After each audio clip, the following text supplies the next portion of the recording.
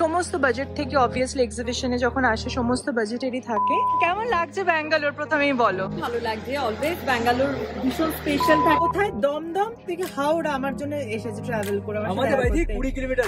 যেখানে গার্গিদির যে ক্যামেরাম্যান ছিল উনি আমার সাথে আর গার্গিদির একটা ছবি তুললেন। তারপর আমি এক্সিবিশনে আমি পরাই না কাউকে শাড়ি, বাট তুমি একবার এই শাড়িটা গায়ে ফেলে দেখো।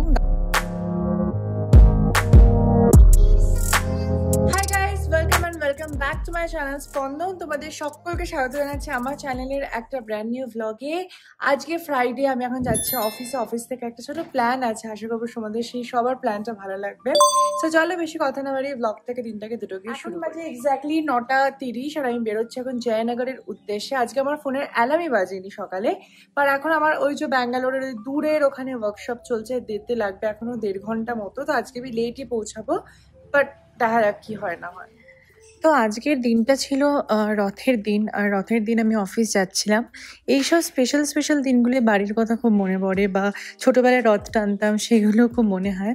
বাট আজকে যেতে যেতে দেখো আমার রাস্তার মধ্যে পড়ে জগন্নাথ দেবের মন্দির, যেখানে একটা বিশাল রথ বেরিয়েছে অলরেডি, তোমরা দেখতেই পাচ্ছ। ততটা আমি ক্যাপচার করা যায় আমি চেষ্টা করছিলাম। তো এখানেই ঠাকুরকে প্রণাম জানিয়ে আমি ইনস্টিটিউটের উদ্দেশ্যে রওনা দিলাম। সো আমার ডেমো দেওয়া হয়ে গেছে, ক্লাস থেকে বেরিয়ে এখন আমি আমার কেবিনে আছি, খাওয়া দাওয়া করবো। তাদের পিছনে বন্দনা ম্যামের ছবি, ডিএলসিসির ওনার, তো ফাউন্ডার, সবকিছুই বন্দনা ম্যাম, এনার জন্যই সব।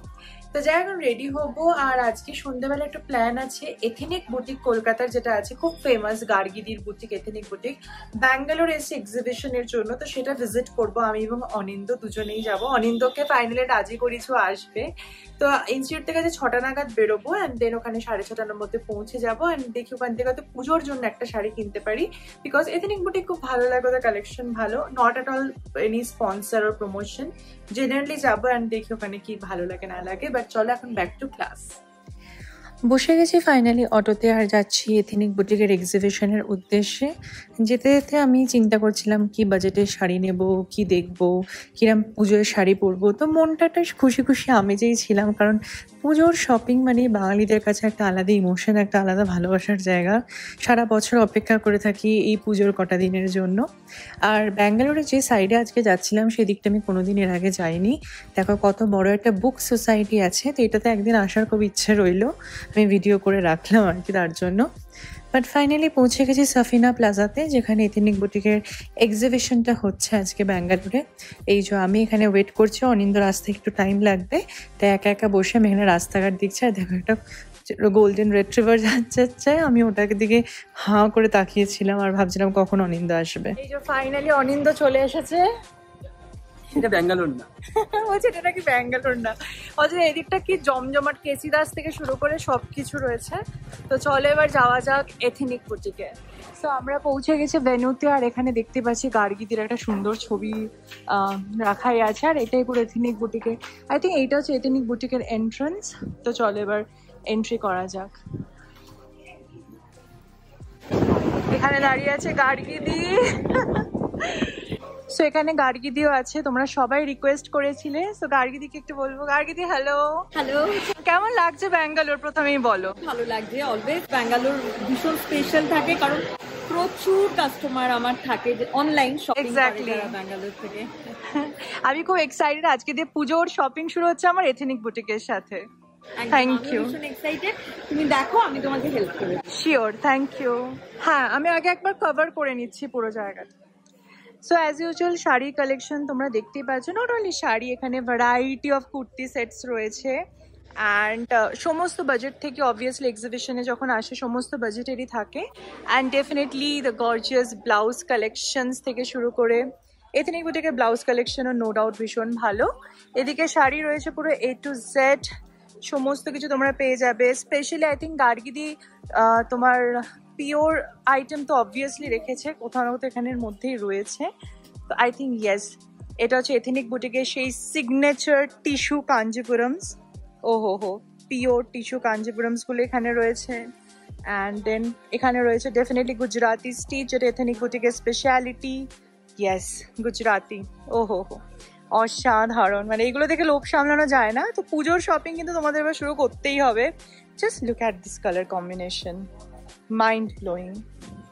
তো চলো এবার দেখা যাক আমি কোথা থেকে শুরু করি। তো এইখানে রয়েছে এই যে পুরো একদম স্যাটিন ম্যাটেরিয়াল গুলো, যেগুলো পুরো সেম কালারের। এগুলো ইয়ং ক্রাউডদের অবভিয়াসলি খুব ভালো লাগে। অ্যান্ড দেন স্লিভলেস ব্লাউজ যেটা পরো পুজোর জন্য, তো আমি বলবো এটা খুবই মানে আমার জন্য খুব ফেভারিট। তো আমি একটা গ্রিনের কম্বিনেশনে যাবো। আই থিঙ্ক আমি ডিপ গ্রিনে যাবো, বিকজ আমার গ্রিন শাড়ির একটু অভাব আছে। সো ভাবছি গ্রিনের ওপরে এটা নেবো। ভেবেছিলাম একটাই শাড়ি নেব, বাট আমার চোখটা গেল এই পিওর মাশরুটার দিকে।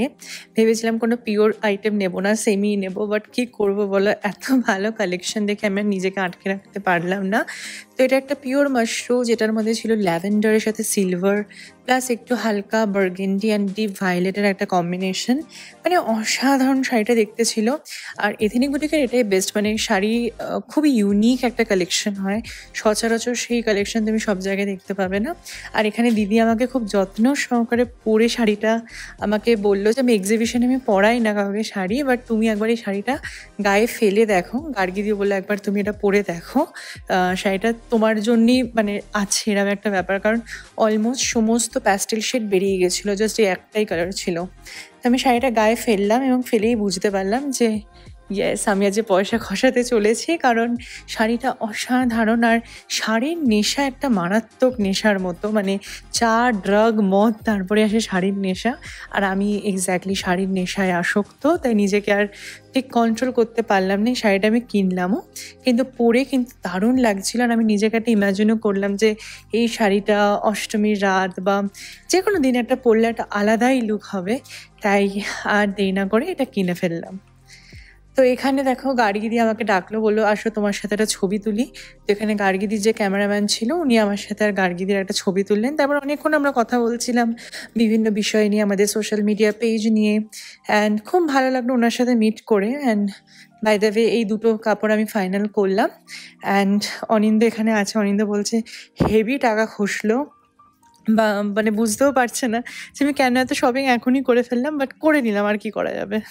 সো আমার হয়ে গেছে পুজো শপিং করা, আর নিয়ে নিয়েছি এথেনিক বুটিক থেকে দুটো শাড়ি। খুব সুন্দর দেখতে হয়েছে দুটোই। অনিন্দর কেমন লাগলো? ভালো, প্রচুর স্টক নিয়ে এসেছে, ভালোই স্টক। আমি এটা দেখে খুশি হলাম যে গার্গিদিও আমাকে চেনে, তো ও আমার সাথে ছবি তুললো। কারণ দেখা আসছে যে লোকজন আমাকে একটু চিনছে আর কি। So very happy. গাড়িতে উঠে গেছি, বাট প্রচন্ড মাথা ধরে গেছে, জানি না কেন।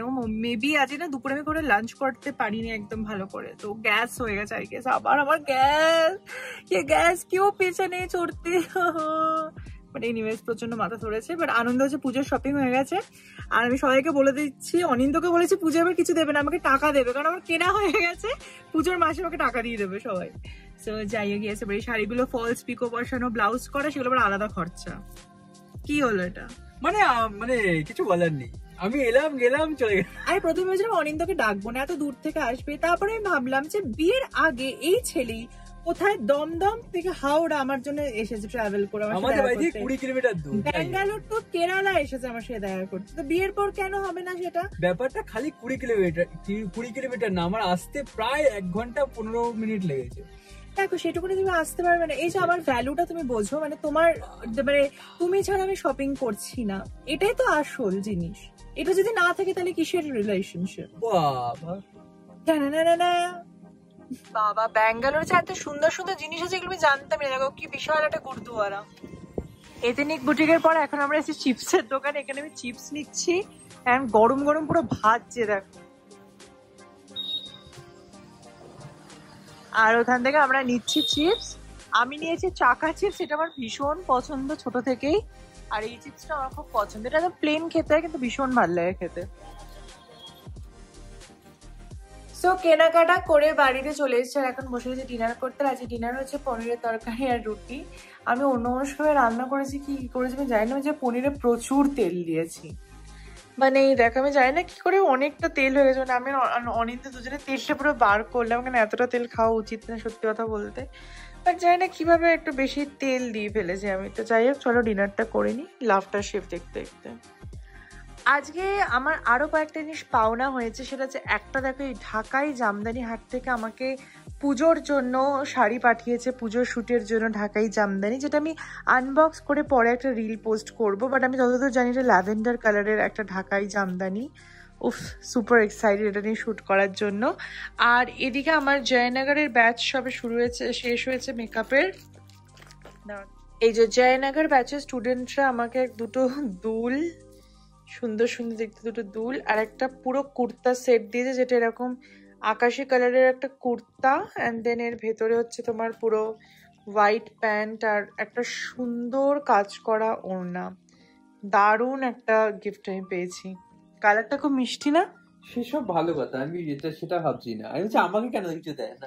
তোমাকে দেবো, তুমি কোথায় ক্লাস করাচ্ছ? তুই জানে তো, তোর তো বিবাহিত, তুই জানে তো। এই বাবা, তোমার জন্য তো সুন্দর একটা প্ল্যান্ট দিয়েছে। চলো ওটা দেখাই। সেই যে অসাধারণ সুন্দর একটা জেট প্ল্যান্ট, একটা সুন্দর টপটাকে আমারও খুব পছন্দ হয়েছে প্ল্যান্টার। এটা আমাকে একটা স্টুডেন্ট দিয়েছে, স্টুডেন্টের নাম তেজস্বিনী। হ্যাঁ, ও আমাকে এটা গিফট করেছে। আমার একটা কালেকশন একটা ভালো। হ্যাঁ, এছাড়াও আমার ওই সেম স্টুডেন্টই আমাকে একটা অর্কিডের বোকে দিয়েছে, যেটা ভীষণ সুন্দর দেখতে। এ দেখ চিনি, চিনি এসব বোঝে না, চিনি বোঝে না, একটু চিনিকে বল দিলে খুব খুশি। এই বল বলেছে, এবার এক্ষুনি যাবে। বলটা কোথায়? এই শোনা বাবা, শোনা, এই ধরে দুইটা এই ধরে নি। চিনি বাবাকে সবাই খুব দেখতে চাও, কিন্তু তোমরা যেভাবে চিনিকে আবার গ্রুমিং করানোর টাইম এসে গেছে। চিনি চুল কাটাতে হবে, ইয়ে করতে হবে, অনেক কাজ আছে।